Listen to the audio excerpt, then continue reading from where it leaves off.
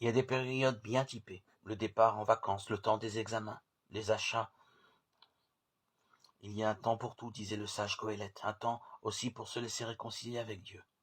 Même chez les croyants, les relations avec Dieu ne sont pas toujours au beau fixe.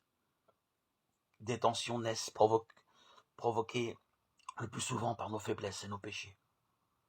Or, nous dit l'apôtre Paul, voici le moment favorable, voici le jour du salut, du renouveau de notre vie. Il ne faut pas le laisser passer, il s'agit de profiter des moments disponibles, du temps qui nous est offert pour essayer de devenir un peu meilleur. Non que cela dépende d'abord de nos efforts. La sainteté ne se conquiert pas à la force du poignet. L'homme juste est celui qui accueille la justice venant de Dieu. N'empêche, il faut aussi mettre la main à la pâte. L'Évangile évoque 3 pratiques traditionnelles. Donner aux pauvres, prier dans le secret, jeûner, c'est-à-dire manger moins. On retrouve ces 3 dimensions sur lesquelles nous sommes invités à faire porter notre attention. Développer notre relation à autrui en aidant ceux qui sont dans le besoin, approfondir notre intimité avec Dieu en le priant dans un seul cordial, un cœur à cœur.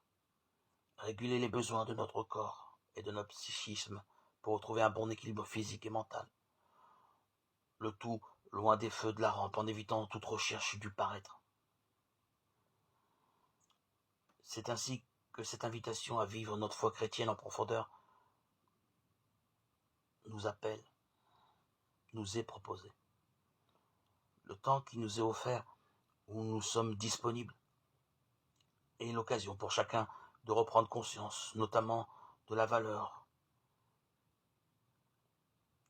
du message, de la bonne nouvelle du salut, du don total du Fils de Dieu pour nous. N'oublions pas notre fragilité, la fragilité de notre vie humaine, et revenons aux valeurs fondamentales de la vie, là où le Père est présent.